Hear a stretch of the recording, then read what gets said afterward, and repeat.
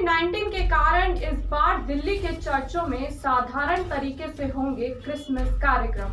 नमस्कार, मैं पल्लवी शर्मा, स्वागत है आपका अमन न्यूज में।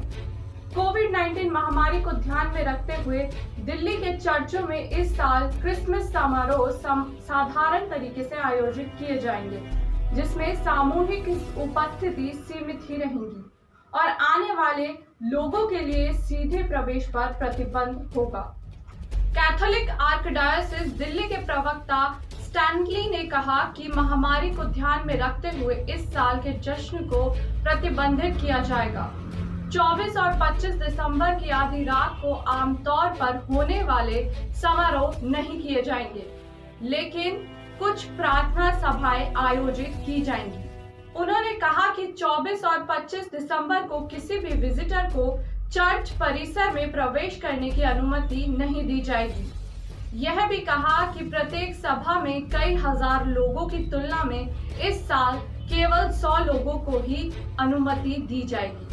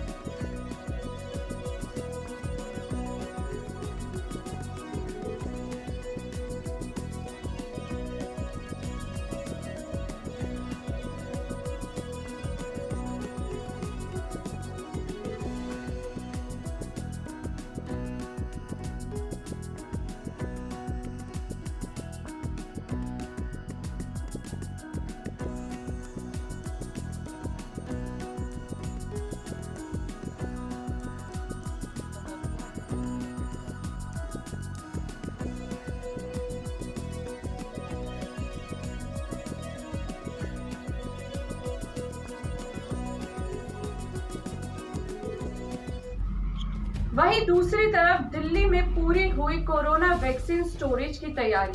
कहा जा रहा है कि भारत में अगले कुछ हफ्तों में कोरोना वैक्सीन आ जाएगी। वैक्सीन का रखरखाव एक बड़ी चुनौती होगी। उत्तर पूर्वी दिल्ली के राजीव गांधी अस्पताल में वैक्सीन स्टोर की जाएगी। अस्पताल में सिविल और इलेक्ट्रॉनिकल काम जारी है। वैक्सीन स्टोर करने के लिए अस्पताल में करीब 100 फ्रिज भी लाए जा चुके हैं। वहीं दिल्ली के मुख्यमंत्री अरविंद केजरीवाल ने भी इस बात की जानकारी देते हुए कहा है कि दिल्ली सरकार की तरफ से लगभग सभी तैयारी पूरी हो चुकी है और वह वैक्सीनेशन के लिए भी तैयार हैं। इसके पहले राउंड में लगभग 51 लाख स्वास्थ्यकर्मी और फ्रंट लाइन वर्कर्स को यह वैक्सीन लगाई जाएगी।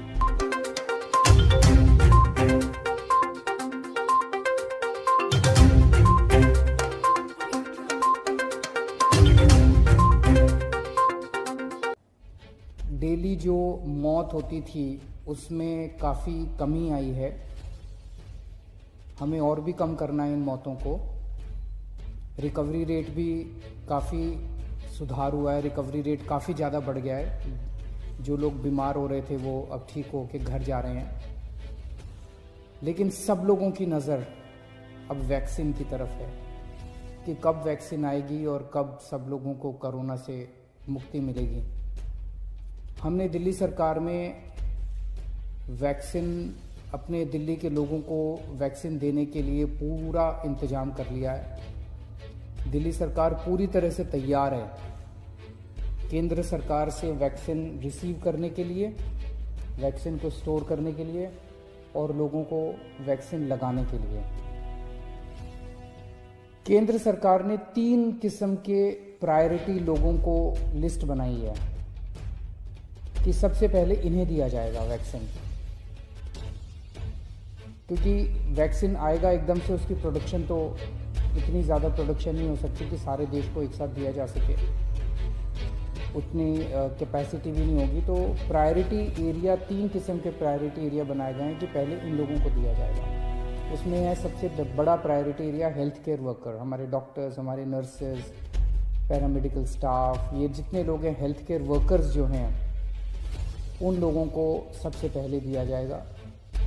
दिल्ली में लगभग ऐसा एस्टीमेट है कि 3 लाख के करीब हेल्थ केयर वर्कर्स हैं।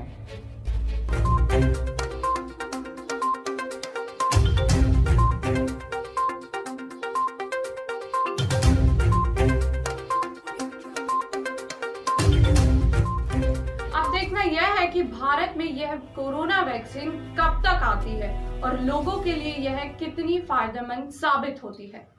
फिलहाल के लिए इतना ही। देश और दुनिया की छोटी बड़ी खबरों से जुड़े रहने के लिए देखते रहिए अमर न्यूज।